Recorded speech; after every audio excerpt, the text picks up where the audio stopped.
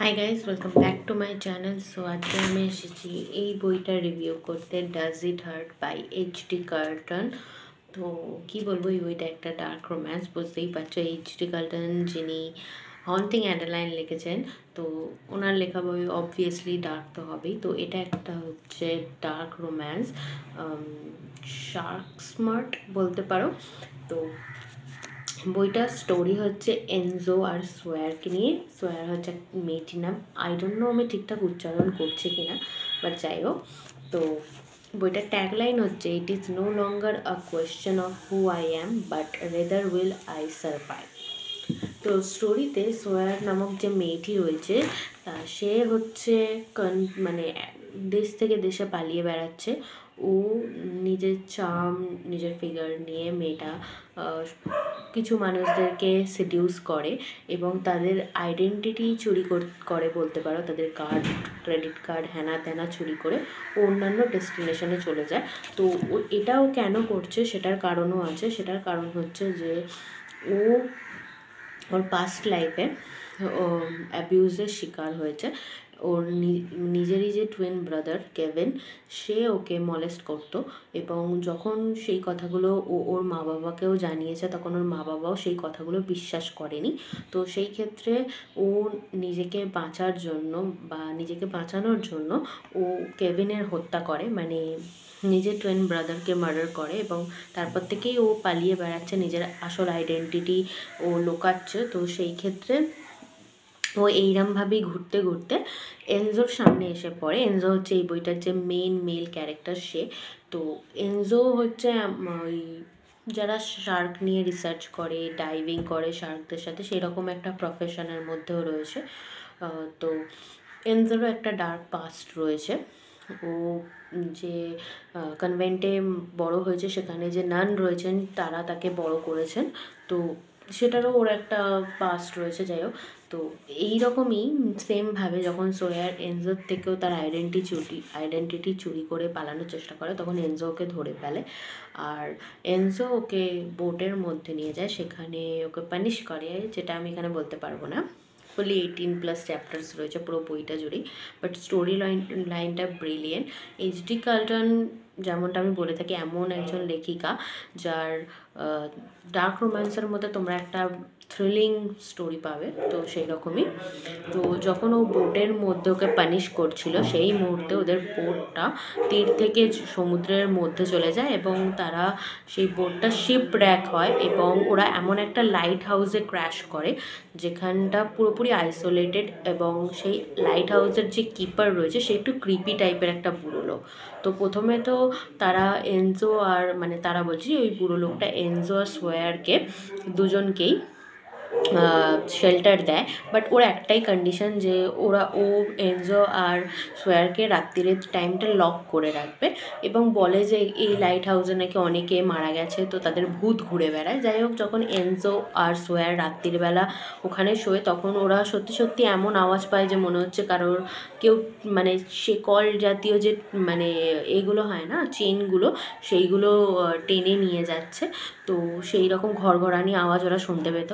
তো প্রথম তো ঠিক ছিল, বাট এই যে বুড়ো লোকটা যে রয়েছে, তার যার নাম সিলভেস্টার, তার একটু ইন্টেনশন সোয়ারকে নিয়ে ঠিক না। সেই ক্রিপি নজরে সোয়ারকে দেখে এবং এনজো সেটা পছন্দ হয় না। ইভেন এনজো সোয়ারকে হেট করে, বাট কথায় কথায় এনজো জানতে পারে, যখন মানে সোয়ার এটা শেয়ার করে যে ওর পাসটা কী ছিল, তখন এনজো বুঝতে পারে যে কেন ওই কাজগুলো করছিল, কেন ও চুরিটা করেছে। তো এনজো ওকে কমফর্ট দেয়, বাট এনজোর কাছে মেইন যে পয়েন্টটা, যে ও সোয়ারকে ক্ষমা করতে পারবে কি না। ইভেন ও কোনো না কোনোভাবে সোয়ারকে হার্ট করেছে, তো সোয়ারও ওকে ক্ষমা করবে কি না, এইরকমই দুজনের মধ্যে বন্ডিং হয় এবং দুজনে ঠিক করে যে এই লাইট হাউস থেকে তারা পালাবে, কারণ এই বুড়ো লোকটার ইন্টেনশন ঠিক বোঝা যাচ্ছে না। আর এর মধ্যে এই বুড়ো লোকটা পুরো ইনডাইরেক্টলি বা ডাইরেক্টলি সোয়ারকে থ্রেট করে যে এনজো চাইলে চলে যেতে পারে, বাট ও মেয়েটাকে এখান থেকে যেতে দেবে না। তো এরপরে দেখা যায় যে এনজো আর সোয়ার দুজনে পালানোর চেষ্টা করে এবং সিলভেস্টার তাদেরকে আটকানোর চেষ্টা করে, হাতাপাই হয় এবং তারা সেই মুহূর্তে দেখতে পায় যে একটি মেয়ে তাদের সামনে আসে শেকল পরা অবস্থায়। সেই মেয়েটা আর কেউ না, সে হচ্ছে সিলভেস্টারের মেয়ে। সিলভেস্টার প্রথমে ওদের দুজনকে একটা স্টোরি বলেছিল যে ওর ওয়াইফ সুইসাইড করেছে বা সামথিং, মারা গেছে, আর ওর 2 মেয়ে রয়েছে তারাও মারা গেছে। বাট পরে জানা যাচ্ছে যে সিলভেস্টার এই লাইট হাউসে থাকতে থাকতে, হয় না সমুদ্রের একদম মাঝ মধ্যিখানে লাইট হাউস, তো ওখানে থাকতে থাকতে ও মানসিক ভারসাম্যহীন হারিয়ে ফেলেছে, যার জন্য ও নিজের মেয়েদেরকেই টর্চার করছিল। ইভেন যে মেয়েটা ওর সামনে এসছে তার মুখটা পুরোটা সেলাই করা যাতে সে কথা না বলে, এবং ওর পেটে বা শরীরে কোথাও একটা ফুটো করে রেখেছে যেখানে ও ডাইরেক্ট ওই পাইপের মাধ্যমে খাবার দেয়, তো ফুললি ডার্ক অ্যান্ড টুইস্টেড। তো সেই ক্ষেত্রে মেয়েটাকেও এনজো আর সোয়ার ঠিক করে যে বাঁচানোর চেষ্টা করবে, বাট আনফর্চুনেটলি সেটা হয় না। সিলভেস্টার ওদেরকে আটকায় এবং এই হাতাপায়ের মধ্যে গুলি, মানে এনজোকে বাঁচাতে গিয়ে সিলভেস্টারের মেয়ে নিজে গুলি খেয়ে যায়।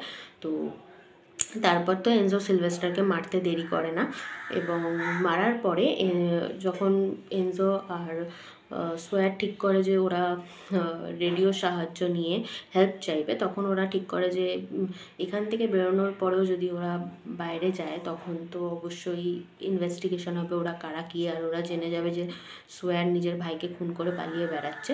তো সেই ক্ষেত্রে এনজো প্ল্যান বানায় যে যে মেয়েটি মারা গেল সিলভেস্টারের, সেই মেয়েটিকে ওরা সোয়ার বলে চালাবে যে সোয়ার মারা গেছে, আর সোয়ার ওই লাইট হাউসের যে কিপার সিলভেস্টার ছিল তার মেয়ে সেজে একটা নতুন আইডেন্টিটি নেবে। কারণ এনজো আর কোনো মতেই মানে সোয়ারকে জেলে যেতে দিতে চায় না। ইভেন ও কোনো ভুল কাজও করেনি, ওর ওইরকম রাক্ষসের মতো ভাইকে মেরে যে দুনিয়ার সামনে, ইভেন ওর ভাই পুলিশ অফিসার ছিল, পাওয়ার ছিল, বাট সেগুলোকে করে ওর নিজের বোনকে মলেস্ট করতো।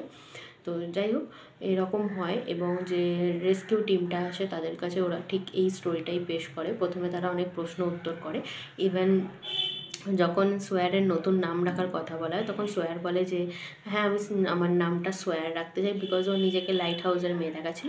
এইরকমভাবে এটা হ্যাপি এন্ডিং হয় এই স্টোরিটা। তো এই বইটার স্টোরিটা সবই ঠিক আছে মোটামুটি, আমি তোমাদেরকে স্পয়লার সবটাই বলে দিলাম, স্পয়লার অ্যালার্ট দিয়ে দিলাম, সব ঠিক আছে। বাট আমার মনে হয় স্টোরিটা প্রচুর স্লো যাচ্ছিল, মানে যতটা মোটা দেখাচ্ছে এই লাইট হাউসের যাওয়ার পর থেকে স্টোরিটা মারাত্মক স্লো যাচ্ছিল আমার জন্য, যার জন্য এই বইটা আমার কমপ্লিট করতে 2 ইয়ার টাইম লেগে গেল। আদারওয়াইজ বইটা ভালো, বা শুধু স্টোরিটার দোষ দিলে হবে না, আমি এর মাঝে অনেক নতুন বই পেয়ে গেছিলাম যেগুলো এর থেকেও বেশি ইন্টারেস্টিং, তো এই বইটা আমি পড়া ছেড়ে দিয়েছিলাম মাঝে।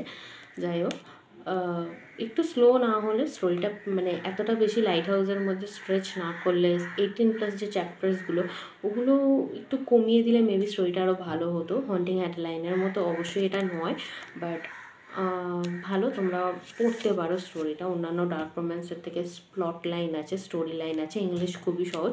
ইভেন এর মধ্যে এনজো যে ওয়ার্ডগুলো ইউজ করেছে ও সেগুলোর একটা পুরো লিস্ট এরম ব্যাকে দেওয়া রয়েছে, সেগুলোর মানে একদম মিনিং দিয়ে ট্রান্সলেশন করা, যেমন এনজো বেলা বা ল্যাডরা বলেও সবসময় সোয়ারকে বলতো, তো এগুলোর মানে হচ্ছে বিউটিফুল দ্বীপ। এখানে পুরো একদম লিস্ট দেওয়া রয়েছে যেখানে তোমরা পুরো মানে পেয়ে যাবে, আর ব্যাকের মধ্যে এইচডি কার্টনের বাদবাকি বইগুলোর ছবি দেওয়া রয়েছে। এই বইটা আমি ফ্লিপকার্ট থেকে পারচেস করেছিলাম, তখন এই বইটার দাম 300 টাকা মতো নিয়েছিল। এখন এটা মিশোতেও তোমরা অ্যাভেলেবেল পেয়ে যাবে, মিশো, অ্যামাজন সব কিছুতেই।